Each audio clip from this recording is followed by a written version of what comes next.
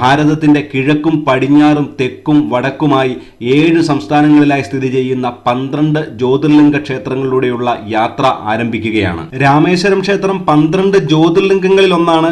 അതുകൂടാതെ തന്നെ ഭാരതത്തിന്റെ 4 ദിക്കുകളായി സ്ഥിതി ചെയ്യുന്ന 4 ധാമങ്ങളിൽ ഒന്നുമാണ്. രാമേശ്വരത്തേക്ക് എത്തുവാനായിട്ടുള്ള മാർഗങ്ങളും താമസ സൗകര്യത്തിന്റെ വിവരങ്ങളും ഒക്കെ വീഡിയോയുടെ അവസാന ഭാഗത്തായിട്ട് പറയുന്നുണ്ട്. രാമേശ്വരത്തിന്റെ പൂർണ്ണമായ വിവരങ്ങളും പുരാണ കഥകളും എല്ലാം വിശദമായിട്ട് പ്രതിപാദിക്കുന്ന ഈ വീഡിയോ മുഴുവനായിട്ട് കാണണമെന്ന് അപേക്ഷിച്ചുകൊണ്ട് വീഡിയോയിലേക്ക് കടക്കുകയാണ്. നമ്മൾ ബസ്സിനും മറ്റു വാഹനങ്ങളിലും ഒക്കെ ആയിട്ട് എത്തിക്കഴിഞ്ഞിട്ട് ക്ഷേത്രത്തിലേക്ക് നടക്കുമ്പോൾ ആദ്യം കാണുന്നത് പടിഞ്ഞാറേ ഗോപുരമാണ്. ഈ ഗോപുരം വഴി വേണമെങ്കിൽ നമുക്ക് അകത്തേക്ക് കയറാം. പക്ഷെങ്കിൽ ഇവിടെ ക്ഷേത്രത്തിന്റെ മതിലിനകത്ത് 22 തീർത്ഥക്കുളങ്ങളുണ്ട്. ആദ്യം അഗ്നിതീർത്ഥം എന്ന് പറയുന്നത് ക്ഷേത്രത്തിന്റെ കിഴക്ക് വശത്തായിട്ടുള്ള കടലിന് തന്നെയാണ് അഗ്നിതീർത്ഥം എന്ന് പറയുന്നത്. ഈ അഗ്നിതീർത്ഥത്തിൽ കുളിച്ചതിന് ശേഷം 22 തീർത്ഥക്കുളങ്ങളിലും കുളിച്ചതിന് ശേഷമാണ് ക്ഷേത്രത്തിന്റെ ഉള്ളിൽ കയറി തൊഴേണ്ടത് എന്നാണ് ഇവിടുത്തെ വിശ്വാസം. നമ്മളിപ്പോഴും പടിഞ്ഞാറേ ഗോപുരത്തിന്റെ അവിടെ നിന്ന് അഗ്നിതീർത്ഥത്തിലേക്ക് നടന്നു പോവുകയാണ്. ഈ വഴിയിൽ നമുക്കൊരു ശ്രീരാമകൃഷ്ണ മിഷന്റെ ഒരു ആശ്രമമൊക്കെ കാണാനായിട്ട് സാധിക്കും. പടിഞ്ഞാറേ ഗോപുരത്തിന്റെ അവിടെ നിന്ന് നമ്മൾ വടക്ക് വശത്തോടുകൂടി കിഴക്കേ ഗോപുരത്തിന്റെ അടുത്തോട്ടാണ് പോകുന്നത്. ക്ഷേത്രത്തിന്റെ മതിലിന്റെ വെളിയിലുള്ള ഈ കാഴ്ചകളൊക്കെ കണ്ടുകൊണ്ട് നമുക്ക് ക്ഷേത്രത്തിന്റെ ഐതിഹ്യങ്ങളൊക്കെ എന്താണെന്ന് ഒന്ന് നോക്കാം. രാമേശ്വരം ക്ഷേത്രത്തിന്റെ ഏറ്റവും പ്രധാനപ്പെട്ട മഹാത്മ്യം എന്ന് പറയുന്നത് അവതാര പുരുഷനായിട്ടുള്ള ശ്രീരാമൻ പ്രതിഷ്ഠിച്ച ശിവലിംഗമാണ് ഇവിടുത്തെ ശ്രീകോവിലിന്റെ ഉള്ളിൽ ഉള്ളത് എന്നതാണ്.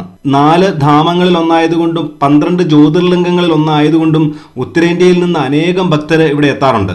രാവണവധത്തിന് ശേഷം ലങ്കയിൽ നിന്ന് സീതയുമായിട്ട് ശ്രീരാമന് തിരിച്ചു പോരുന്ന വഴിക്ക് ഈ രാമേശ്വരത്ത് എത്തുന്നതായിട്ട് നമുക്ക് കഥകളിലൊക്കെ കാണുവാനായിട്ട് സാധിക്കും. അങ്ങനെ ഇവിടെ രാമേശ്വരത്ത് എത്തിയ രാമനെ അഗസ്ത്യമുനിയും മറ്റ് പല മുനിമാരും ഒക്കെ കൂടി ചേർന്നിട്ടാണ് സ്വീകരിക്കുന്നത്. അങ്ങനെ നമ്മൾ ക്ഷേത്രത്തിന്റെ വടക്കേ ഗോപുരത്തിന്റെ അവിടെയാണ് എത്തിയിരിക്കുന്നത്. നമുക്ക് കഥയിലേക്ക് തന്നെ കടക്കാം. ശിവഭക്തനായിരുന്ന രാവണനെ വധിച്ച തന്റെ പാപമൊക്കെ തീരാനായിട്ട് എന്താണ് ചെയ്യേണ്ടതെന്ന് ശ്രീരാമന് അഗസ്ത്യമുനിയോട് ചോദിക്കുകയാണ്. ഇതൊക്കെ രാമന്റെ അവതാര ലീലകളാണെന്ന് മനസ്സിലാക്കിക്കൊണ്ട് തന്നെ അഗസ്ത്യമുനി രാമനോട് ശിവാരാധന നടത്തുവാനായിട്ട് പറയുന്നതായിട്ടാണ് നമുക്ക് കഥകളിൽ കാണുവാനായിട്ട് സാധിക്കുന്നത്. അങ്ങനെ രാമേശ്വരത്ത് ഒരു ശിവലിംഗം പ്രതിഷ്ഠിച്ച് പൂജ ചെയ്യുവാനായിട്ട് ശ്രീരാമൻ തീരുമാനിക്കുകയാണ്. അഗസ്ത്യമുനി ഹനുമാനെ ശിവലിംഗം കൊണ്ടുവരാനായിട്ട് കൈലാസത്തിലേക്ക് പറഞ്ഞയക്കുകയാണ്. ഹനുമാന് ശിവലിംഗം കൊണ്ടുവരാനായിട്ട് കൈലാസത്തിലോട്ട് പോയപ്പോൾ തന്നെ സീതാദേവി കടലിന്റെ കരയിലോട്ട് പോയിട്ട് അവിടെ മണൽ കൊണ്ട് ഒരു ശിവലിംഗം ഉണ്ടാക്കുന്നതായിട്ട് നമുക്ക് കഥകളിൽ കാണാൻ സാധിക്കും. ശിവലിംഗത്തിനായിട്ട് കൈലാസത്തിലോട്ട് പോയ ഹനുമാനെ കുറേയധികം സമയം കഴിഞ്ഞിട്ടും കാണാതായപ്പോൾ സീതാദേവി മണൽ കൊണ്ടുണ്ടാക്കിയ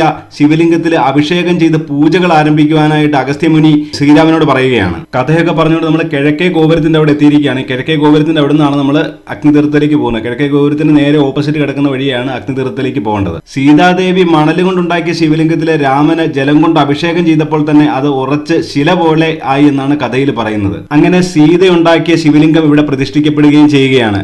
അങ്ങനെ സീതാദേവി ഉണ്ടാക്കിയ ഈ ശിവലിംഗമാണ് ഈ രാമേശ്വരം ക്ഷേത്രത്തിന്റെ ഗർഭഗൃഹത്തിൽ ഇപ്പോഴും നമുക്ക് കാണുവാനായിട്ട് സാധിക്കുന്നത്. ശ്രീരാമൻ പ്രതിഷ്ഠിച്ചതുകൊണ്ട് ഈ ശിവലിംഗം രാമലിംഗം എന്നാണ് അറിയപ്പെടുന്നത്. ശിവലിംഗത്തിനായിട്ട് കൈലാസത്തിലേക്ക് പോയ ഹനുമാന് അവിടെ ശിവലിംഗം ഒന്നും കാണാതെ വന്നപ്പോൾ മഹാദേവനെ ധ്യാനിക്കുകയും മഹാദേവന് ആത്മലിംഗം, വിശ്വനാഥലിംഗം എന്നിങ്ങനെ 2 ശിവലിംഗങ്ങൾ ഹനുമാന് കൊടുക്കുന്നതായിട്ട് നമുക്ക് കഥകളിൽ കാണുവാനായിട്ട് സാധിക്കും. കൈലാസത്തിൽ നിന്ന് 2 ശിവലിംഗങ്ങളുമായിട്ട് എത്തിയ ഹനുമാൻ കാണുന്നത് രാമേശ്വരത്ത് ശിവലിംഗത്തിൽ പൂജ ചെയ്തുകൊണ്ടിരിക്കുന്ന ശ്രീരാമനെയും സീതയെയുമാണ്. ശിവലിംഗവുമായിട്ട് എത്താനായിട്ട് താമസം നേരിട്ടതിൽ വിഷമിച്ചിരിക്കുന്ന ഹനുമാനോട് വിഷമിക്കേണ്ട, വേണമെങ്കിൽ സീതാദേവി ഉണ്ടാക്കി ഈ ശിവലിംഗം എടുത്തു മാറ്റിയിട്ട് നീ കൊണ്ടുവന്ന ശിവലിംഗം പ്രതിഷ്ഠിക്കാമെന്ന് രാമന് ഹനുമാനോട് പറയുകയാണ്. അതിശക്തനായിട്ടുള്ള ഹനുമാൻ എത്രമാത്രം ശ്രമിച്ചിട്ടും സീതാദേവി മണൽ കൊണ്ടുണ്ടാക്കിയ ആ ശിവലിംഗം ഒന്ന് അനക്കുവാൻ പോലും ഹനുമാന് സാധിക്കുന്നില്ല. അപ്പോൾ ശ്രീരാമൻ ചിരിച്ചുകൊണ്ട് ഹനുമാനോട് പറയുകയാണ്, നീ കൊണ്ടുവന്ന 2 ശിവലിംഗങ്ങൾ നമുക്ക് ഇവിടെ തന്നെ പ്രതിഷ്ഠിക്കാം.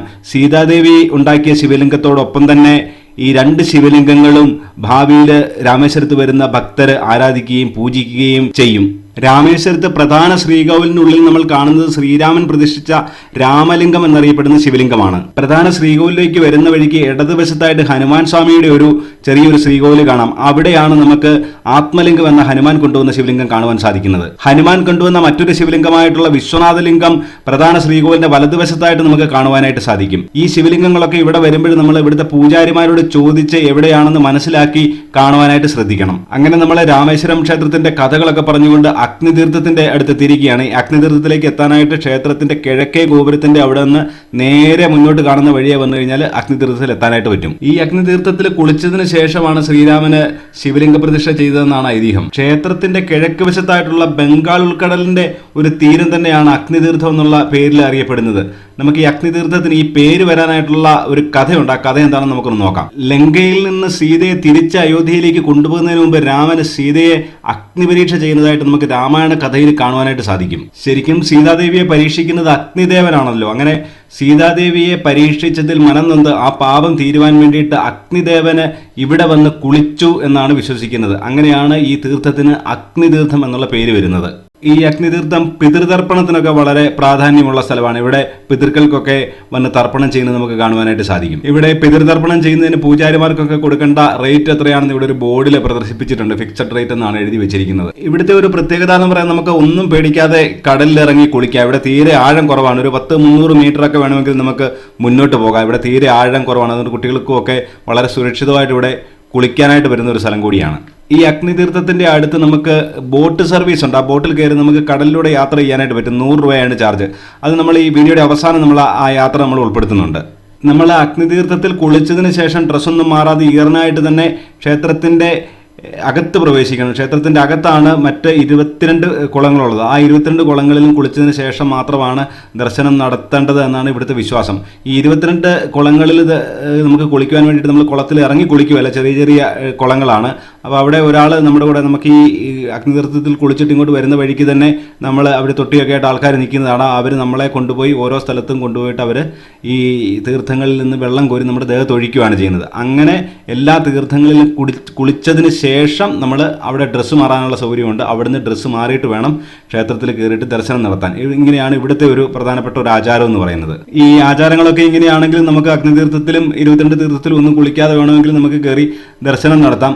ഇവിടെ ചില തിരക്കുള്ള സമയത്തൊക്കെ ആണെങ്കിൽ നമുക്ക് സ്പെഷ്യൽ ടിക്കറ്റ് എടുത്തിട്ട് നമുക്ക് ദർശനം നടത്താൻ പറ്റും. പെട്ടെന്ന് ദർശനത്തിന് നമുക്ക് കയറാൻ പറ്റും. 100 രൂപയുടെ ടിക്കറ്റ് ഉണ്ട്, 200 രൂപയുടെ ടിക്കറ്റ് ഉണ്ട്. ഈ 200 രൂപയുടെ ടിക്കറ്റ് ആണെങ്കിൽ നമുക്ക് പെട്ടെന്ന് ദർശനം കഴിഞ്ഞിട്ട് നമുക്ക് ഇറങ്ങാം. അതും അടുത്ത് നിന്ന് നമുക്ക് തൊഴുവാനായിട്ട് പറ്റും. ഇവിടെ ശ്രദ്ധിക്കേണ്ട ഒരു കാര്യം, നല്ലതുപോലെ തിരക്കുണ്ടെങ്കിൽ മാത്രമേ 200 രൂപയുടെ ടിക്കറ്റ് എടുക്കാവുള്ളൂ. അല്ലെങ്കിൽ 100 രൂപയുടെ ടിക്കറ്റ് എടുത്താൽ മതി. 100 രൂപയുടെ ടിക്കറ്റ് എടുത്തു കഴിഞ്ഞാൽ നമുക്ക് സാമാന്യം നല്ല രീതിയിൽ പെട്ടെന്ന് പോയിട്ട് നമുക്ക് തൊഴാനായിട്ട് പറ്റും. മിക്കവാറും ഇവിടെ ഒരു കുറച്ച് നേരം ഒരു 1-2 മണിക്കൂറൊക്കെ എങ്ങനെയാണെങ്കിലും ക്യൂ നിൽക്കേണ്ടി വരും. അപ്പം ക്യൂ നിൽക്കാനായിട്ടൊക്കെ സമയമില്ലാത്തവർക്ക് ഈ സ്പെഷ്യൽ ടിക്കറ്റുകളൊക്കെ എടുക്കാവുന്നതാണ്. അങ്ങനെ നമ്മൾ രാമേശ്വരം ക്ഷേത്രത്തിൻ്റെ അകത്ത് പ്രവേശിച്ചിരിക്കുകയാണ്. അകത്തോട്ട് കയറുമ്പോൾ തന്നെ ഇതുപോലെ സുന്ദരമായിട്ടുള്ളൊരു കോറിഡോറാണ് കാണുന്നത്.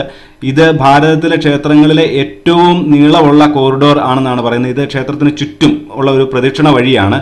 ഗർഭഗൃഹത്തിന് ചുറ്റുമുള്ള ഒരു പ്രദക്ഷിണ വഴിയാണ്. ഇത് ഇതുപോലെ അതിസുന്ദരമായിട്ടുള്ള കാഴ്ചകളാണ്. നമുക്കിതെല്ലാം കണ്ടു കഴിഞ്ഞാൽ ഈ ഓരോ പില്ലറുകളും കണ്ടു കഴിഞ്ഞാൽ ഒരുപോലെ തോന്നുമെങ്കിലും അവിടെ നമ്മൾ ശ്രദ്ധിച്ച് നോക്കിക്കഴിഞ്ഞാൽ നമുക്ക് മനസ്സിലാകും ഓരോ പില്ലറിനും വ്യത്യാസമുണ്ട്.